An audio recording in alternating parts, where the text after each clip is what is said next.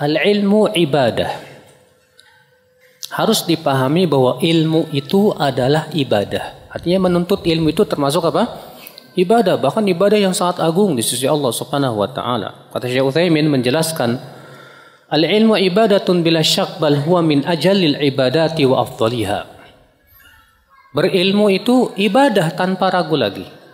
Bahkan ibadah yang paling agung, yang paling utama.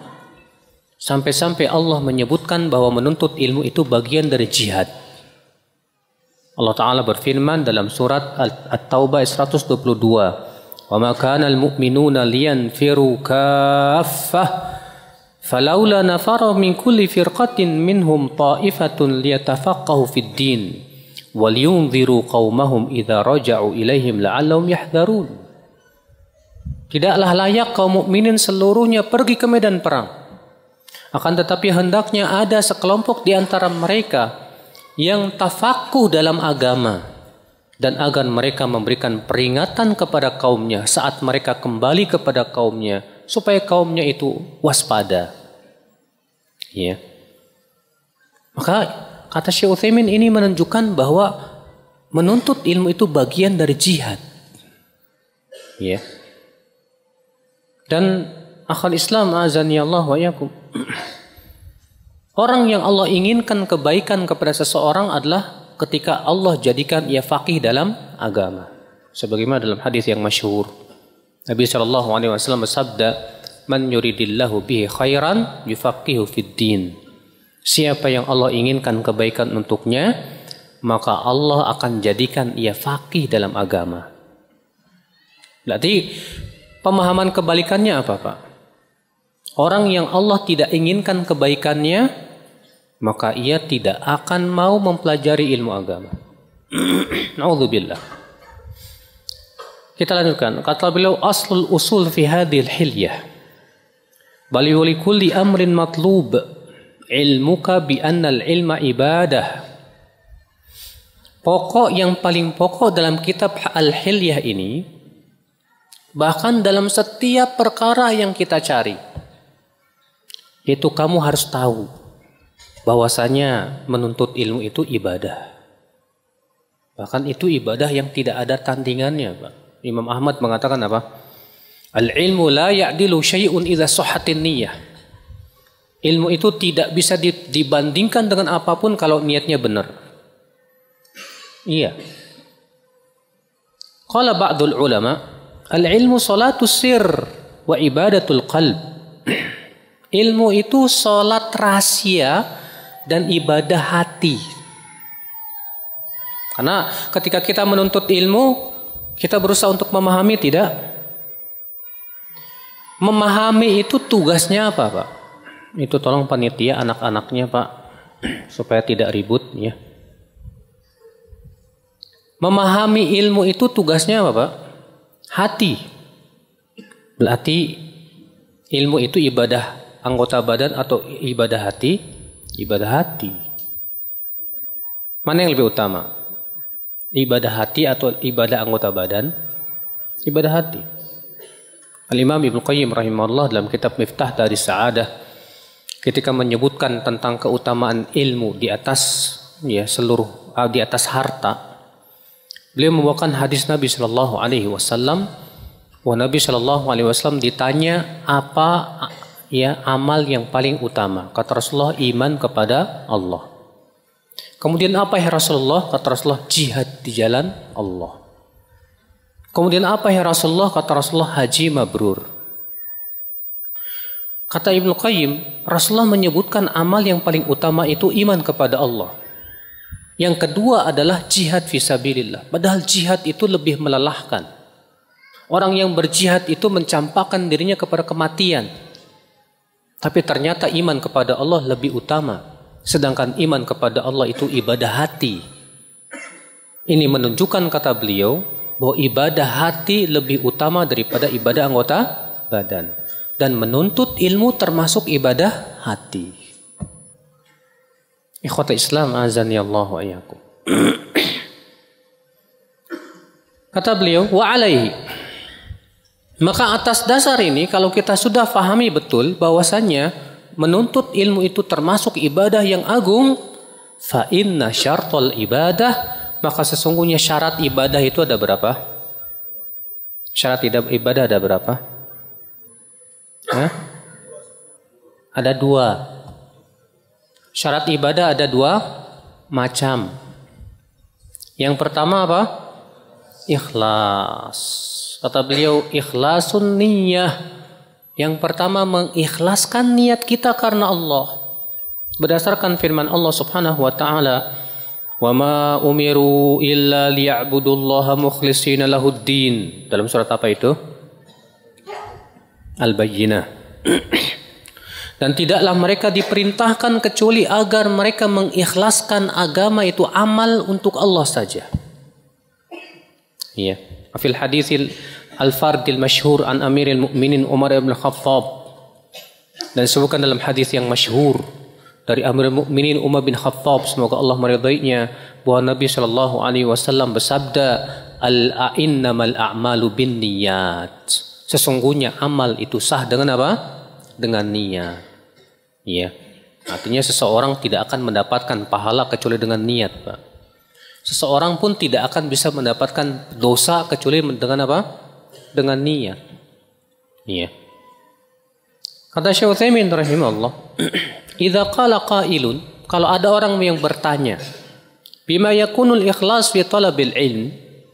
Apa sih maknanya ikhlas dalam menuntut ilmu itu? Seperti apa sih ikhlas dalam menuntut ilmu itu? Kata beliau, "Qulna al-ikhlas fi talabil ilm yakunu bi an tanwi umuran." Ikhlas dalam menuntut ilmu itu yaitu kita niatkan beberapa perkara berikut ini. Apa itu? Al-amrul awal imtitharu amrillah. Perkara yang pertama yaitu dalam rangka melaksanakan perintah Allah. Ingat, kita menuntut ilmu itu dalam rangka melaksanakan apa? Perintah Allah Subhanahu wa taala. Iya. Allah memerintahkan tidak untuk menuntut ilmu, Pak? Memerintahkan. Allah berfirman, "Fa'lam annahu la ilaha illallah." Fa'lam, maka berilmulah, ketahuilah. Allah mensifati orang-orang penduduk api neraka, yaitu mereka yang tidak menggunakan matanya, telinganya, hatinya untuk menuntut ilmu. Allah berfirman, "Walaqad dzara'na li jahannama katsiran minal jinni wal ins. Lahum qulubun la yafqahuna biha, wa lahum a'yunun la yubsiruna biha, wa lahum adhanun la yasma'una biha. Ulaika kal an'ami bal hum adall." Sungguh kami telah menciptakan untuk neraka jahanam penduduk-penduduknya. Bagaimana sifat penduduk neraka jahanam? Mereka punya hati tapi tidak digunakan untuk memahami ayat-ayat Allah. Mereka mempunyai mata tapi tidak digunakan untuk melihat ayat-ayat Allah. Mereka memiliki telinga tapi tidak digunakan untuk mendengarkan ayat-ayat Allah. Apa kata Allah? Mereka itu bagaikan binatang ternak. Bayangkan ya akhwal Islam. Allah menyebutkan di sini pertama bahwa orang yang tidak mau menggunakan hatinya, matanya, telinganya tidak untuk menuntut ilmu Allah, mempelajari ayat-ayat Allah, itu sifat penduduk neraka jahanam. Yang kedua, Allah menyebutkan mereka bagaikan binatang ternak, bahkan lebih sesat lagi. Adakah ya akhi sifat yang paling hina dari sifat seperti ini? Berarti itu menunjukkan menuntut ilmu itu wajib tidak? Wajib. Maka kita menuntut ilmu dalam rangka mempraktekkan perintah Allah Subhanahu wa taala. Niat yang kedua, kata beliau, perkara yang kedua, hifdzu syariatillah. Di anna hifdza syariatillah yakunu bita'allum wal hifdzi ya fi sudur wa yakunu bil kitabah. Ikhlas, makna ikhlas yang kedua dalam menuntut ilmu itu kata beliau apa? Dalam rangka menjaga syariat Allah. Dan tidak mungkin kita menjaga syariat Allah kecuali dengan cara mempelajari syariat Allah. Kif? Antum mau membela syariat Islam caranya gimana? Kalau bukan dengan cara mempelajari syariat Islam. Tak mungkin. Oh saya jadi siap Ustaz, saya mau jadi pembela Islam. Oke, caranya gimana? Turun ke jalan-jalan cuma demo tok? Atau bagaimana cuma keluar-keluar saja? Tak bisa. Yang namanya membela Islam, membela syariat Allah, pelajari Islam. Duduk di majelis ilmu, belajar. Berapa banyak ayat yang belum kita pelajari, berapa banyak hadis yang belum kita pelajari, berapa banyak kitab ulama yang belum kita pelajari, ya akhwal Islam. Berarti ya akhwal Islam, tiada lain tujuan kita menjaga syariat. Menjaga syariat ya akhi bukan dengan cara berjidal ria. Banyak penuntut ilmu senang sekali berdebat. Buat apa berdebat kalau ilmu ternyata masih sangat dangkal sekali. Kita jangan sekali-kali ya akhi mengambil ilmu dengan cara berdebat, wallah. Maka dari itu ya akhal Islam azan ya Allah, jaga syariat Allah dengan duduk di majlis ta'lim. Jaga syariat Allah dengan cara mempelajari, menghafal kata beliau. Ya, demikian pula dengan mencatat. Dengan cara seperti itu berarti kita sudah membantu untuk menjaga syariat Allah Subhanahu wa taala. Iya. Perkara yang ketiga yang termasuk keikhlasan dalam menuntut ilmu apa? Yaitu himayatus syariah wa difa' anha. Yaitu dalam rangka melindungi syariat Allah dan membelanya. Li'annahu laulal ulama ma humyati syariah wa la dafa' anha ahadun. Sebab kalau bukan karena adanya ulama, ini syariat tidak akan terlindungi, Pak. Dengan adanya ulama, syariat terlindungi. Tapi kalau ada ulama nggak ada yang nuntut ilmu, percuma juga. Ada ulama, tapi nggak ada yang menggunakan ulama. Ya. Ulama yang benar-benar ulama dicuekin, sementara pahanya yang pintar ceramah berretorika, rame majelis taklimnya. Akhirnya salah mengambil ulama, Pak. Yang seperti ini bukan menjaga syariat, bahkan sedikit demi sedikit mengkorupsi syariat ya akhwal Islam. Makanya kenali siapa ulama yang harus diambil ilmunya. Iya. Al-amr rabi' yang keempat kata beliau, ittiba'u syariati Muhammadin sallallahu alaihi wasallam. Kita menuntut ilmu dalam rangka mengikuti syariat Nabi Muhammad sallallahu alaihi wasallam. Ingat ya akhi, Nabi Muhammad SAW pertama kali disyariatkan jihad itu jihad dengan ilmu dulu. Allah turunkan di kota Mekah yang merupakan periode Mekah. Belum diwajibkan jihad dengan pedang, tidak pula dengan panah, tidak dengan apa? Senjata. Allah turunkan firman-Nya, "Fala tuti'il kafirina wajahidhum bihi jihadan kabira."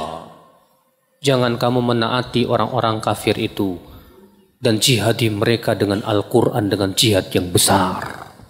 Allah menamai jihad ilmu itu dengan jihad yang besar. Bayangkan, Pak.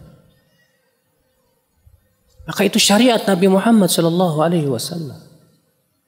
Pelajari bagaimana sih cara wudhu, bagaimana cara sholat, bagaimana kita ya adab-adab dan keseharian, cara tidur, cara makan, cara berpakaian. Wajib kita pelajari ya akhwal Islam azani Allah wa yakum.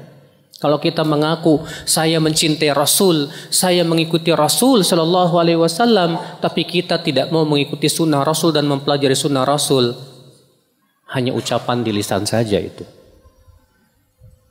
Makanya akhi, tidak mungkin kita mengikuti Rasulullah kecuali dengan mempelajari apa? Mempelajari sunnah Rasulullah sallallahu alaihi wasallam.